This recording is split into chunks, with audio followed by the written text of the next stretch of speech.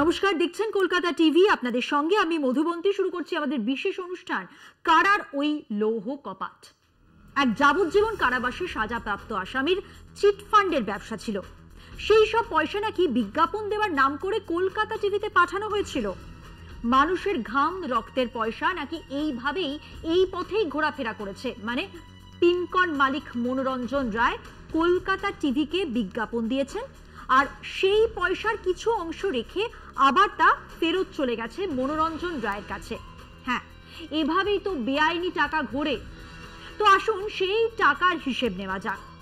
ওই মনোরঞ্জন রায়ের হিসেবের খাতা বলছে উনি তার কোম্পানির বিজ্ঞাপন বাবদ ৩৩ কোটি টাকা খরচ করেছিলেন ২০১১ থেকে ২০১৭ পর্যন্ত।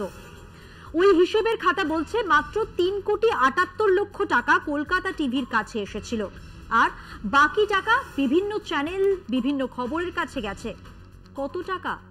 ২৯,৩১,০০,০০০ টাকা। মানে মোট টাকার ১১% এসেছিল কলকাতা টিভির কাছে, আর বাকি ৮৯% গেছে বিভিন্ন চ্যানেল আর কাগজের কাছে। তাদেরকে ডাকা হয়েছে?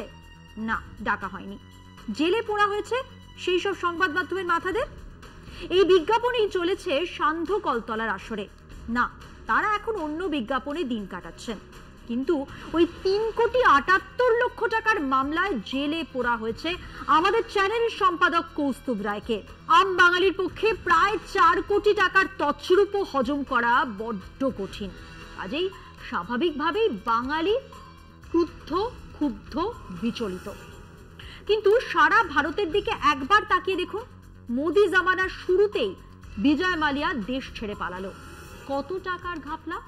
৭,৫০৫ কোটি টাকা। লন্ডনে আছেন, ক্রিকেট খেলা দেখতে যান। লোকজন জানিয়েছে সকালে রেস্তোরাঁয় ফিশ অ্যান্ড চিপসও খেতে দেখা যায় ওনাকে। রাতে অভিজাত বার অ্যান্ড রেস্তোরাঁয়। এরপর মোদিজির মেহুল ভাই মেহুল চকসি, ৭,০৮০ কোটি টাকার ঘাপলা। আপাতত অ্যান্টিগুয়ায় পাইনঅ্যাপল জুস দিয়ে ম্যালিব্যু খাচ্ছেন, পাশে বান্ধবীরা। এরপর যতীন মেহতা, ঘাপলা ৬,৫৮০ কোটি টাকার। আপাতত ওয়েস্ট ইন্ডিজের সেন্ট কিটস অ্যান্ড নেভিস দ্বীপপুঞ্জে বিশাল বাংলো বাড়িতে অবসর জীবন যাপন করছেন। খবরে প্রকাশ, কিছুদিন আগে এক বলিউড অভিনেত্রী সেখানে দিন ১৫ হলিডে কাটিয়ে এসেছেন। আর পরের জন নীরব মোদি, মোদিজির সুপরিচিত। ঘাপলা ৬,৪৯৮ কোটি টাকার। আপাতত লন্ডনে গায়ে ২৩ লক্ষ টাকার জ্যাকেট পরে ঘুরে বেড়াচ্ছেন। নীতিন সানসেরা, চেতন সানসেরা দুজনের ঘাপলার পরিমাণ ৫,৩৮৩ কোটি টাকা।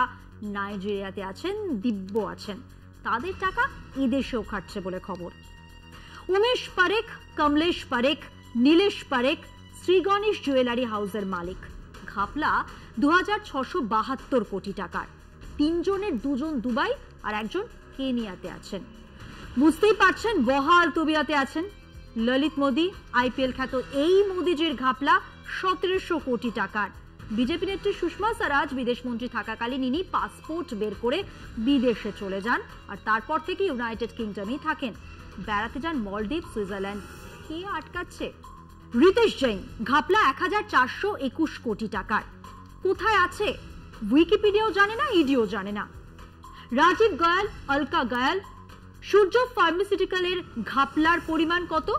৭৭৮ কোটি। এনারাও কোথায় আছেন কেউ জানে না।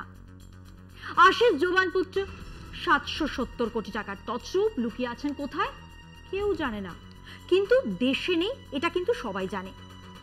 ইয়েস ব্যাংক ডিএইচএফএল মামলা, ২,২০৩ কোটি টাকা তছরূপের অভিযোগ। অভিযুক্ত ইয়েস ব্যাংকের সিইও রানা কাপুরের বিরুদ্ধে এই মামলায় তিনি জামিন পেয়ে গেছেন। অন্য একটা মামলা ঝুলে আছে, সেটাতে জামিন পেলেই ফ্ল্যামবয়েন্ট রানা কাপুরকে আবার মুম্বাইয়ের নৈশ পার্টিতে দেখা যাবে। আমেরিকার ফিনান্সিয়াল ক্রাইম এনফোর্সমেন্ট নেটওয়ার্ক সংক্ষেপে ফিনসেন জানিয়েছে ঠিক এই মুহূর্তে ভারতের ৪৪টি ব্যাংকের প্রায় ২,০০০ লেনদেন সন্দেহজনক, যার পরিমাণ $১ বিলিয়ন। ৭,৯৪৩ কোটি টাকার লেনদেন সন্দেহজনক। আগামী দিনে এরাও কিন্তু ধরা পড়বে, জেল হবে, জামিন পাবে বা পালিয়ে যাবে ইউকে, ওয়েস্ট ইন্ডিজ বা কেনিয়ায়। এদিকে 3.78 কোটি টাকার হিসেব মিলছে না বলে আমাদের সম্পাদক আজ 280 দিন পেরিয়ে গেছে প্রায় জেলে। আমরা মনে করি কম হলেও এই 3.78 কোটি টাকা হিসেবের আসল সত্যিটা বের হয়ে আসুক। আমরা মনে করি এক রাজনৈতিক ষড়যন্ত্রের অঙ্গ হিসেবেই উনি জেলে। এই অন্যায়ের সুবিচার চাইছি, জাস্টিস চাইছি, justice for Kaustubh Roy, justice for Kolkata TV. আজ এ পর্যন্তই। অপেক্ষায় থাকুন আগামী পর্বের জন্য, আর ততক্ষণ দেখতে থাকুন কলকাতা টিভি, রাত দিন 7 দিন।